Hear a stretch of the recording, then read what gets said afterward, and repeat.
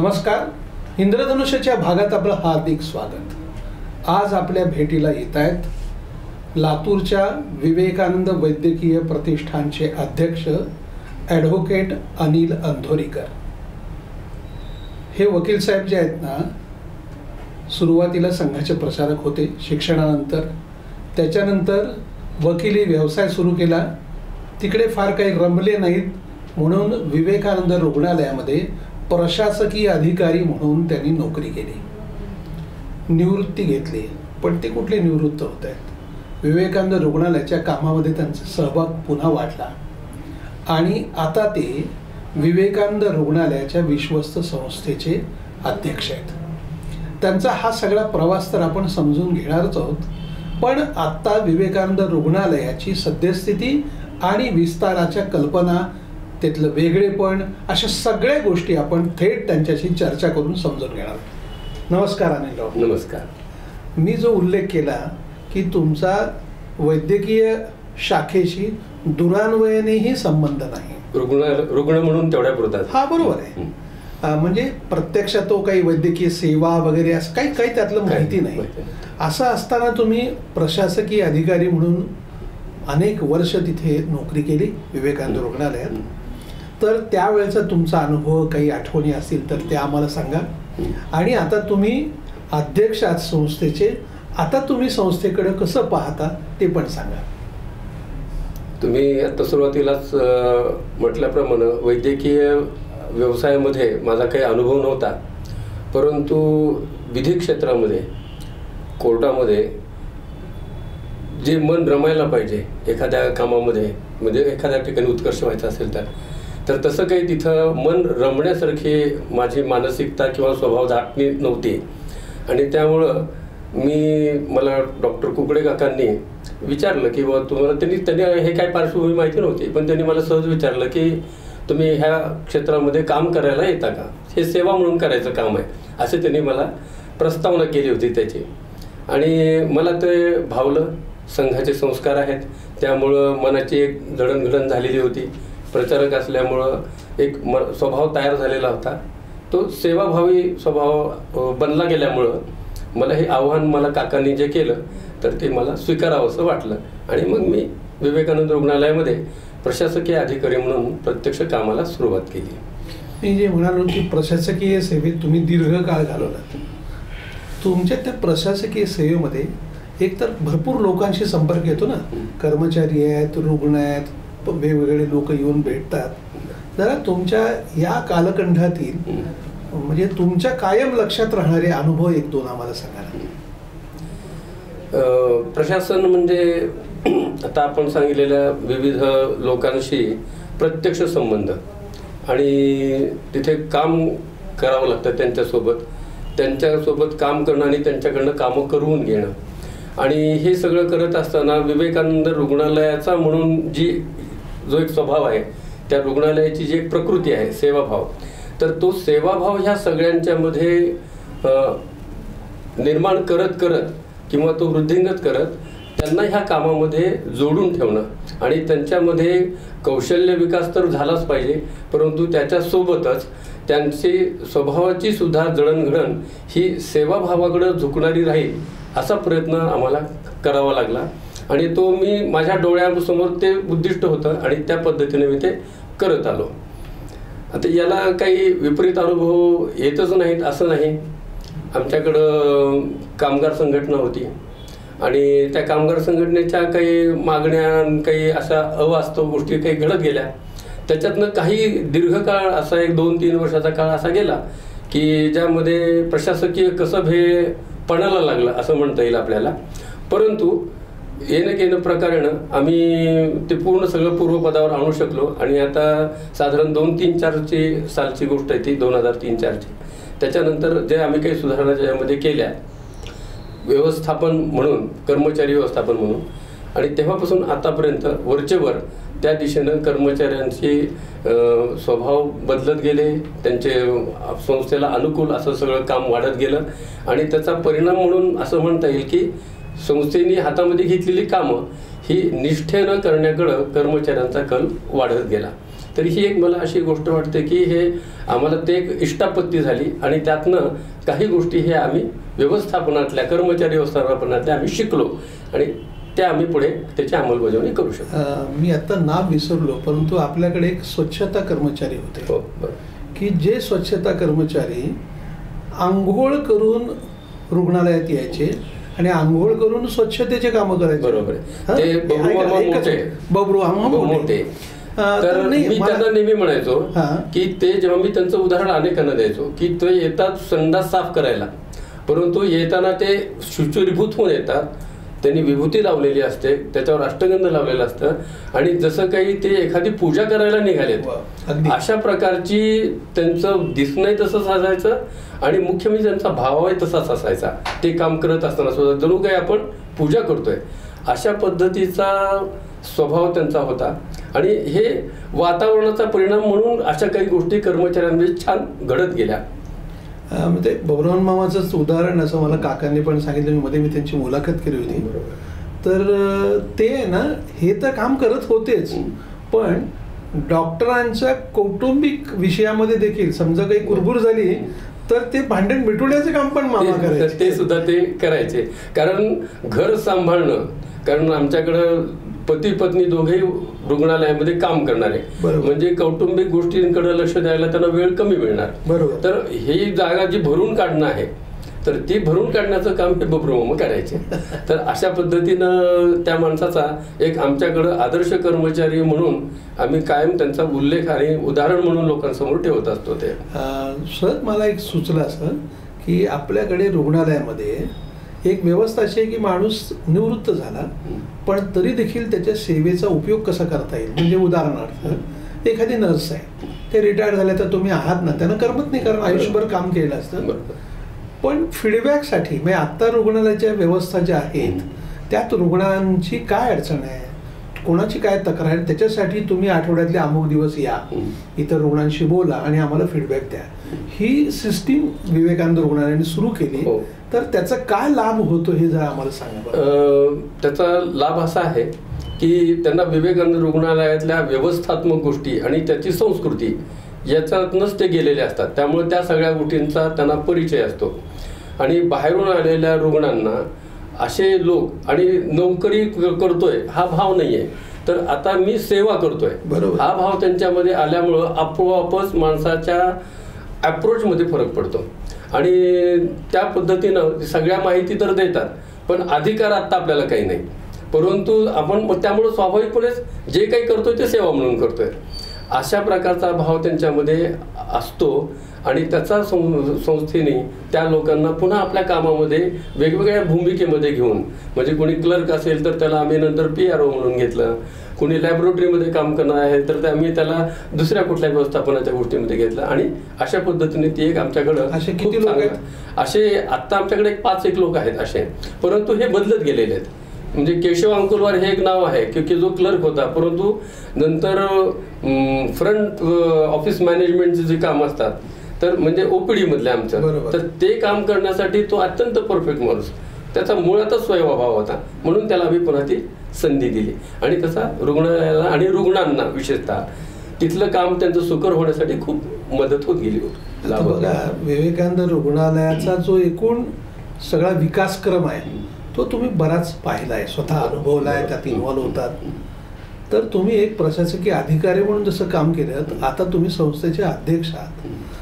अध्यक्ष झाल्यानंतर तुम्ही तुमच्याच संस्थेकडे कसं पाहता आणि काय आहे आता सध्याचं विवेकानंद रुग्णालयाचं स्वरूप काय आहे? विवेकानंद रुग्णालय नेहमीच हे जी गोष्ट इथं वैद्यकीय क्षेत्रामध्ये रुग्णांना गरजेची आहे परंतु उपलब्ध नाही, तर ती गोष्ट, ती सुविधा उपलब्ध करून देणं हे रुग्णालयाचं सुरुवातीपासूनचं धोरण राहिलेलं आहे आणि त्याच्यामुळे पहिलं ICU चालू होणं, पहिलं डायलिसिस युनिट चालू होणं, CT स्कॅन पहिला इथे येणं, MRI मशीन पहिल्यांदा इथे येणं, तर अशा सगळ्या सुविधा ह्या पुढे पुढे येत गेल्या. आता याच्या जोडीला हे आता आज जर आपण लातूरची स्थिती बघितली तर वैद्यकीय क्षेत्रामध्ये सुविधा म्हणून त्याच्यामध्ये आधुनिक तंत्र म्हणून आता लातूर हे बऱ्यापैकी परिपक्व झालेलं आहे वैद्यकीय दृष्ट्या, तर ह्या गोष्टी इथं उपलब्ध आहेत. आत्ता माझा संस्था म्हणून अध्यक्ष म्हणून त्याच्याकडे पाहण्याचा दृष्टिकोन असा आहे की आजचं वैद्यकीय क्षेत्रासमोरचं आव्हान काय आहे. तर वैद्यकीय क्षेत्रासमोरचं आव्हान आहे की त्याला प्रामाणिकपणे, सचोटीने आणि उत्तम सेवा ती रुग्णांना परवडेल अशा आर्थिक दरामध्ये त्याला ती मिळाली पाहिजे. आणि मुख्य म्हणजे ह्या व्यवसायाकडे पाहताना हा व्यवसाय म्हणून न पाहता याच्याकडं सेवाभावी दृष्टिकोनातून वैद्यकीय व्यवसाय करणाऱ्यांनी पाहिलं पाहिजे. आणि तो दृष्टिकोन प्रस्थापित करणं आणि तो उदाहरणातून प्रस्थापित करणं रुग्णालयाच्याच. आणि तिथे काम, रुग्णालय म्हणजे काय इमारत नाही, रुग्णालय म्हणजे तिथं काम करणारे जे डॉक्टर्स आहेत, कर्मचारी आहेत, तर त्यांचा सगळ्यांचा दृष्टिकोन या कामाकडे पाहताना हा व्यवसाय किंवा धंदा असं न होता, दुर्दैवानं तशी स्वरूप यायला लागले ह्या समाजामध्ये वैद्यकीय व्यवसायाच्या बाबतीत, तर ते खरं आमच्या वैद्यकीय सेवेच्या समोरचं, व्यवसायाच्या समोरचं आव्हान आहे. आणि त्याच्या संबंधामध्ये एक उदाहरण प्रस्तुत करणं की त्याला सुसंस्कारित वैद्यकीय सेवा म्हणता येईल. तर तशा प्रकारची सुसंस्कारित असलेली वैद्यकीय सेवा समाजाला देणं हे आमच्या समोरचं खरं आव्हान आहे. आणि ते इथं प्रस्थापित कसं करता येईल या दृष्टीने मग उपक्रमांची योजना, प्रबोधनाची योजना, डॉक्टरांची वर्कशॉप, त्यांना अशा प्रकारे चालणाऱ्या अनेक ज्या विविध संस्था आहेत देशभरामध्ये, तर अशा संस्थांचा त्यांचा परिचय करून देणं, अशा परिषदा आयोजित करणं, याच्यामध्ये विवेकानंद रुग्णालय हे पुढाकार घेऊन काम करत आहे. आणि या दृष्टीने विवेकानंद रुग्णालयाचं उदाहरण म्हणून जर प्रस्तुत करायचं असेल तर ते त्या निकषांवर उतरलं पाहिजे असा आमचा प्रयत्न आहे. आणि त्या दिशेने आम्ही आता प्रयत्न करतो आहोत. विवेकानंद रुग्णालयाला जवळपास सुरुवात करून 58 वर्ष आता सध्या हो झाली. तर मला सहज असं वाटलं की आपल्याकडे काही असे रुग्ण असतील ना, आजी आली, तिची लेक आली, पुन्हा तिची लेक किंवा मुलगा वगैरे असे आले, असे जवळपास 3 पिढ्या तरी येत आहेत. पिढ्यानं पिढ्या, 3 नाही, पिढ्यानं पिढ्या येत आहेत. म्हणजे पणजीचं बाळणपण इथं झालेलं आहे ना, आता पणतीचं बाळणपण इथं होत आहे. तर अशा प्रकारची उदाहरणं ही आमच्याकडं घडतात. विवेकानंद रुग्णालयाने अगदी सुरुवातीपासूनच विवेकानंद रुग्णालय जी एक समाजामध्ये फॅमिली डॉक्टर ही जी संकल्पना आहे की पूर्ण विश्वास, म्हणजे काही झालं तर त्यालाच दाखवायचं, कान दुखला तरी त्यालाच दाखवायचं, पोट दुखलं तरी त्यालाच दाखवायचं आणि त्यांनी योग्य तो सल्ला द्यायचा. अशा प्रकारची एक फॅमिली डॉक्टर नावाची, आणि तो फॅमिलीला पूर्ण त्याचं कल्चर त्याला माहिती असतं, त्या सगळ्या गोष्टी माहिती असतात. तर असं माहिती असणारा जी वैद्यकीय व्यावसायिकाची जी गरज असते समाजामध्ये, तर ती गरज ही विवेकानंद रुग्णालयानं फॅमिली डॉक्टर नाही तर फॅमिली डॉक्टर्स आणि फॅमिली हॉस्पिटल अशा प्रकारची तिथे ही ठरवून केलेली व्यवस्था नाही आहे, हे विकसित झालेली आहे. हळूहळू जे तिथं सुरुवातीचे डॉक्टर्स होते त्यांनी जे रुग्णांशी संबंध प्रस्थापित केले, त्यांनी जे त्यांना अंतःकरणपूर्वक जी सेवा दिली, तर त्या सेवेचा परिणाम म्हणून हे कल्चर डेव्हलप झालं आणि ते अजूनही टिकून आहे. आणि ते टिकवणं हे सुद्धा आमच्यासाठी खूप महत्त्वाचं आणि आव्हानाचं सुद्धा काम आहे. कारण ह्या सगळ्या अविश्वासाच्या वातावरणामध्ये हा विश्वास टिकवून ठेवणं ही खूप महत्त्वाची गोष्ट आहे. आणि ते आम्ही फॅमिली कुटुंब, फॅमिली हॉस्पिटल अशा प्रकारची कल्पना प्रस्थापित करणं आणि ती मेंटेन करणं असा आमचा प्रयत्न आहे. आपल्याकडे एक शब्दप्रयोग केला जातो की आमच्या मांडवाखालून गेलेले आहेत. तशा अर्थाने किती डॉक्टर्स आतापर्यंत विवेकानंद रुग्णालयामध्ये आले, 1 वर्ष 2 वर्ष गेलं पुन्हा कुठेतरी गेले, किंवा कर्मचारी, म्हणजे असं लक्षात येतं की अन्य कुठल्या रुग्णालयात जरी गेलं ना तर त्याला बघितल्यानंतर हो मी पूर्वी विवेकानंदमध्ये करत होतो, 1-20 वर्षानंतर मी कडे आलोय वगैरे. असं किती असेल संख्या बरं? अशी किमान 1000 संख्या असेल. बापरे. की जी विवेकानंद रुग्णालयाच्या मांडवाखालनं गेले, म्हणजे इथला संस्कार घेतला त्यांनी आणि आपापल्या ठिकाणी आपापल्या क्षेत्रामध्ये, भौगोलिक क्षेत्रामध्ये ते उभे राहिले वैद्यकीय व्यावसायिक म्हणून. आमच्याकडचे आणखीन एक गंमतशीर हे आहे ती बाब, ती म्हणजे आमच्या इथल्या कर्मचाऱ्यांना, जे वैद्यकीय कर्मचारी आहेत, तर अशा सगळ्या कर्मचाऱ्यांना बाहेरच्या जगामध्ये लोक डॉक्टर म्हणून ओळखतात. आणि त्याला कारण असं की त्यांना इथं एवढं विस्तृत अनुभव मिळालेला असतो आणि अत्यंत गंभीर असलेल्या रुग्णांवर उपचार कसे करायचे, त्यांना काय काय त्यांचं पाहिलं पाहिजे, ह्या सगळ्या गोष्टीमध्ये ते अनुभवातून तज्ज्ञ होतात. आणि जसं माझ्यासारखा माणूससुद्धा 4 गोळ्या मी कुणी काय विचारलं तर मी त्यांना सांगू शकतो, मला त्रास व्हायला लागला तर मी तर हे तर कर्मचारी त्यातलं प्रशिक्षण घेतलेले आहेत. तेव्हा हे लोक समाजामध्ये अनेक ठिकाणी अशा प्रकारची सेवा देतात.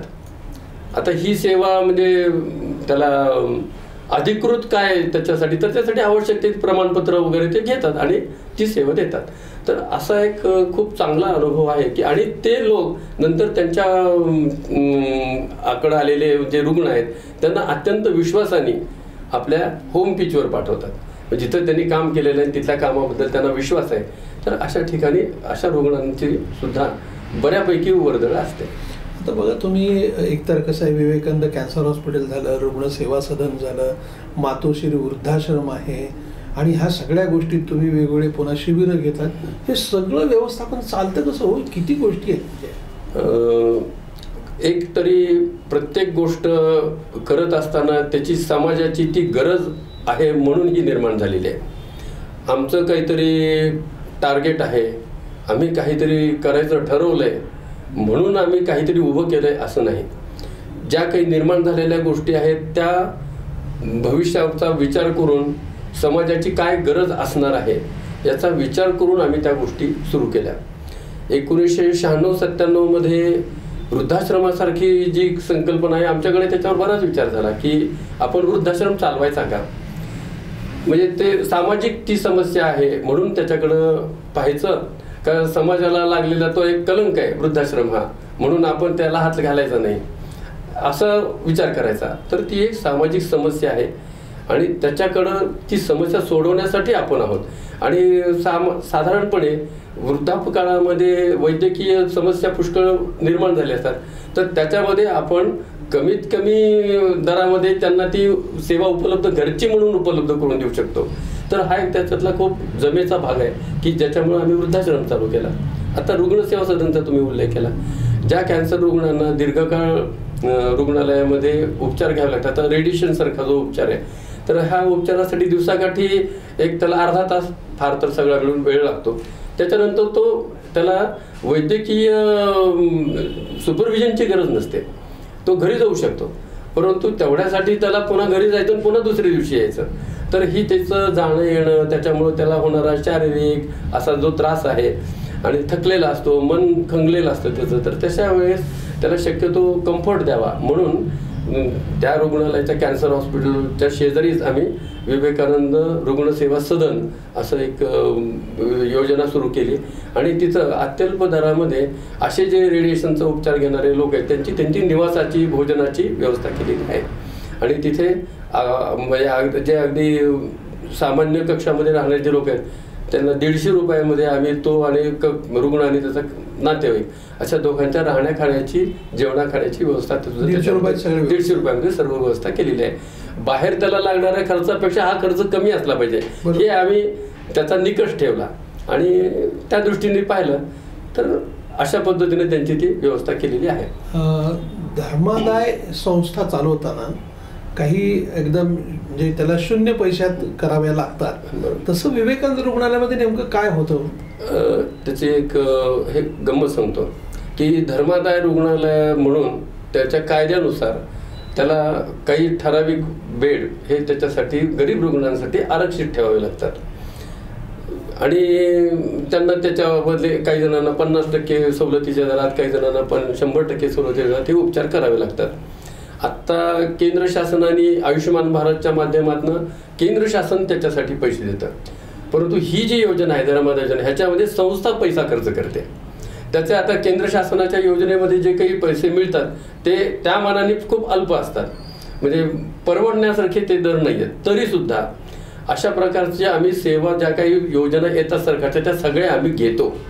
आणि त्या घेण्याच्या पाठीमागं आमचा उद्योग व्यवसाय वाढावा ही भावना नाही, तर जे लोक या उपचारा पैशाअभावी या उपचारापासून वंचित राहतील तर त्या सगळ्यांना हे उपचार मिळाले पाहिजेत या भावनेने आम्ही ह्या सगळ्या योजना घेतो.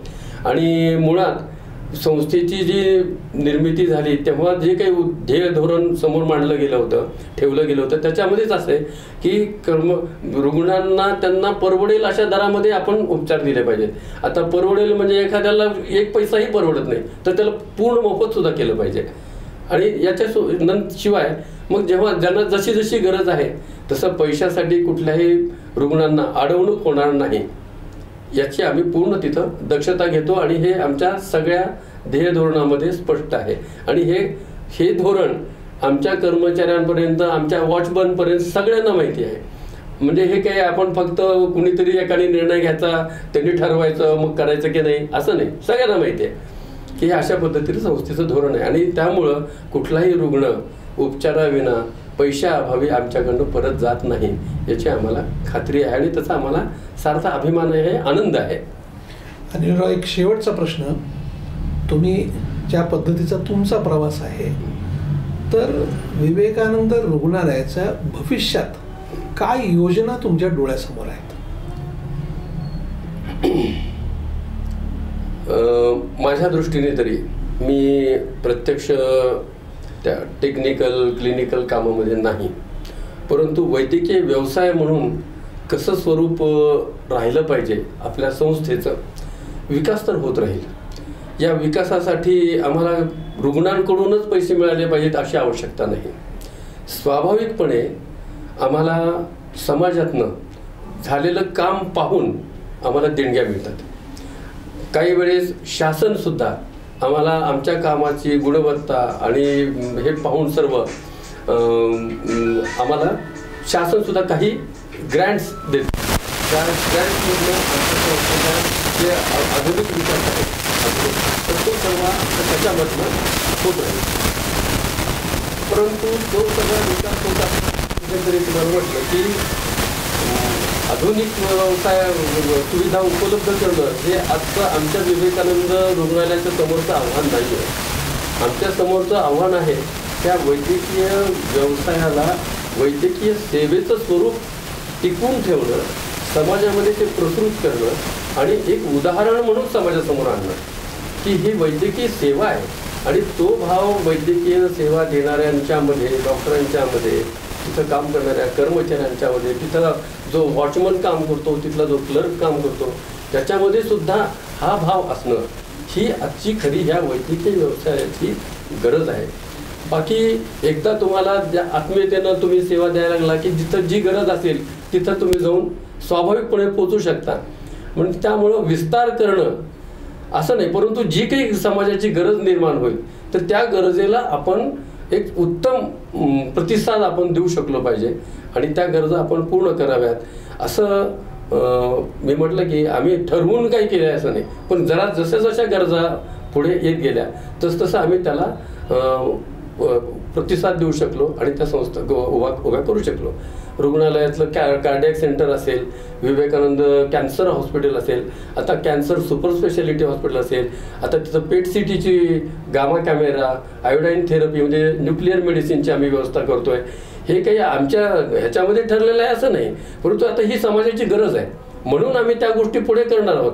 परंतु हे सगळं करत असताना हे करणारे जे मनुष्यबळ आहे, जी माणसं आहेत, तर त्या माणसांना ती बदलती राहतात. त्यामुळं त्यांना घडवत राहणं, त्यांच्यावर संस्कार करत राहणं हे खरं आमच्या संस्थेसमोरचं आव्हान आहे आणि ते आम्ही पेलायचं ठरवलेलं आहे. कुकडे काका, डॉक्टर भराडिया, देवधरपती पत्नी अशी आमच्यासमोर चालती बोलती उदाहरणं आहेत की ज्या अशा प्रकारचं वैद्यकीय सेवा म्हणून जीवन जगलेले आहेत. ती उदाहरणं समोर जर असतील चालती बोलती तर स्वाभाविकपणे अन्य येणारी जी पुढची पिढी आहे तर ती सुद्धा आम्हाला त्याला अनुकूल असा त्यांचा व्यवहार घडतोय. हा आमचा एक समाधान देणारा, आनंद देणारा अनुभव आहे. धन्यवाद, आपण वेळ दिला, मनापासून आभार. आपण पण ह्या निमित्ताने विवेकानंद रुग्णालयाचं जे अंतर्बाह्य स्वरूप आहे तर हे सर्वांच्या समोर मांडण्याची, सर्वांच्या समोर आणण्याची एक संधी उपलब्ध करून दिली, त्याबद्दल इंद्रधनुष्याचे मी पण मनापासून आभार मानतो. दर्शक हो, आपल्याला हा जर व्हिडिओ आवडला असेल तर तो लाईक करा, फॉरवर्ड करा व सबस्क्राईब करा.